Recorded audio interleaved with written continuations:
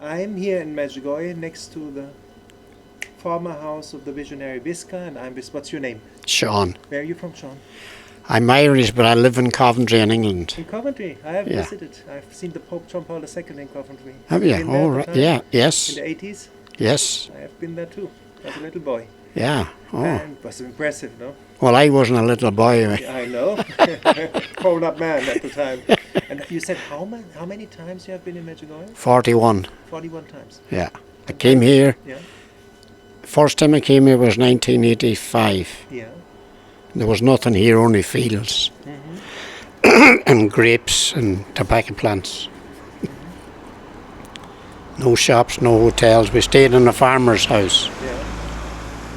The farmer was very good. They gave up their bedroom for us. Mm-hmm. Yeah. Changed a lot since then, no? You have the hotels. Probably, yeah. Amazing. Why do you come back all the time?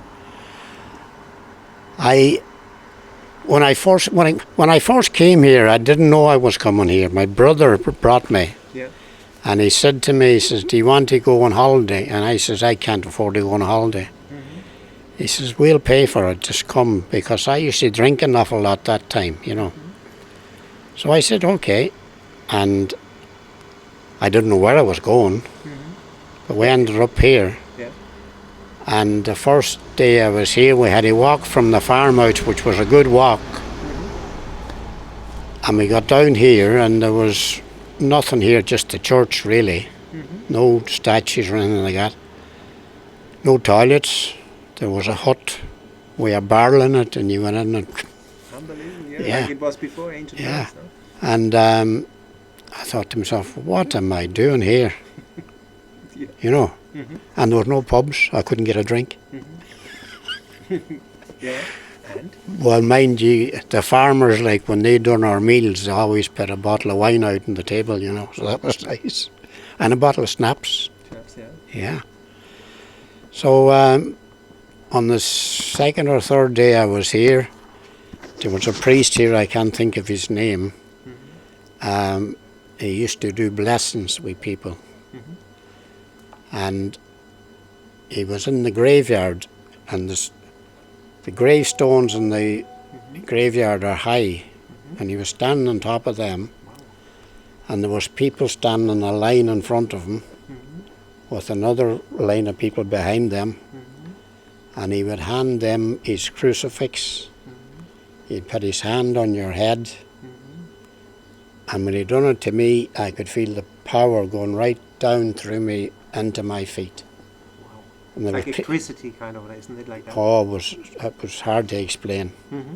And when he'd done that to other people, they were going down, they were falling down. That's why the people were standing behind them to catch them. And I could feel myself going, and I stuck my leg out behind me, stopped myself going down. And then he took the crucifix back, went to the next person, and I walked away, well, staggered away. And I sat on the next tomb, and my legs were like jelly. My brother, his wife, and his son came up and said, "Are you coming?" I said, "No, I can't walk." So I sat there, I must have sat there half an hour before I was able to get up and walk. But after that, I didn't want to leave here when I came to the end of the 8 days we were here or whatever. And all the way back from Medjugorje to the airport in, what do you call it, not Split? Split or Dubrovnik? Dubrovnik. There was hymns in my ears the whole way back to the airport. We went into the airport, we had a few drinks, sandwich, got on the plane, and all the way back in the plane to Birmingham Airport, hymns. Birmingham, right? Hymns. And I've come ever since. Okay. I used to come once a year, well, maybe not once a year at the beginning, like, but now for the last 12, 14 years maybe, I'm not sure. I come twice a year. I come May and September. Beautiful. And I stay in the one house, with lovely people. And I would not miss it I missed it over the COVID, like, but I didn't like that.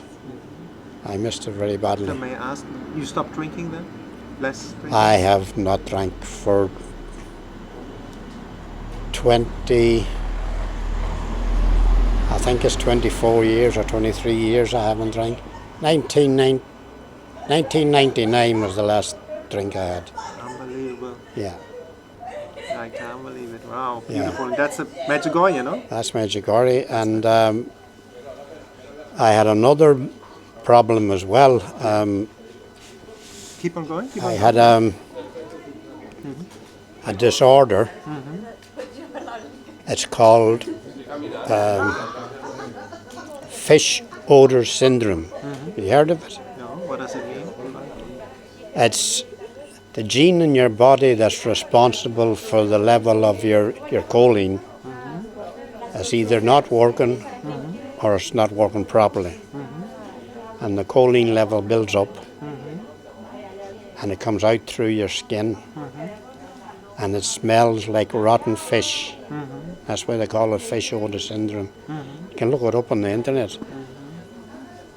And I've been going, I didn't know I had it, but anytime I was standing in a queue for a bus or on a bus, people would be going like this and they'd be moving away from me to a different seat. And I've been to 5 or 6 different doctors, specialists. They couldn't even smell it. I couldn't smell it myself, but you or this man would smell it no problem. And I went then, I got on the internet and I got a private hospital just outside Birmingham, and the Spire Hospital. I booked an appointment with a specialist there, went and seen him, it was £400 or something. And he stripped me off, examined me right up the whole body. He says, there's nothing wrong with your skin's perfect. And he says, and by the way, he says, I can't smell nothing off you. I went, oh, not again. And he says, it's all right, he says, there is a thing called fish odor syndrome. And as soon as he mentioned the fish, I said, that's what I have. He says, why do you say that? I said, because anywhere I go, people will be saying, I can smell rotten fish. And that's how I know, when you said fish odor syndrome, that's it, that's what I have. So he says, right, I'll write a letter to your doctor. He'll send you for a blood test. Get the results of that back and see what it is. And the level of choline in anybody's body is 15%, which I never knew that before. Like. But when I got the results back after about 4 weeks, it was 97.5. Wow. And that now for the last 3 years is gone as well. That's right. After coming to Medjugorje. Through Medjugorje, yeah. Well, I'm saying Medjugorje. It has to be Medjugorje. What else would it be? You know? You feel this healing, no? No more alcohol? No more. Oh, no more alcohol. No. And what is your favorite place? You have a favorite place here in Medjugorje where you love to go? Visca's house, the former house of Visca? I spend a lot of time in there, don't I? Yeah. You're praying there, or what do you do? Oh, God, yes. Rosaries. I just said 2 rosaries up there. Beautiful. Yeah. So from alcohol to rosary prayer in Medjugorje. Oh, when I first came here, I was fit. I was able to walk about. I walked everywhere, from the church right up to here, up to Cross Mountain.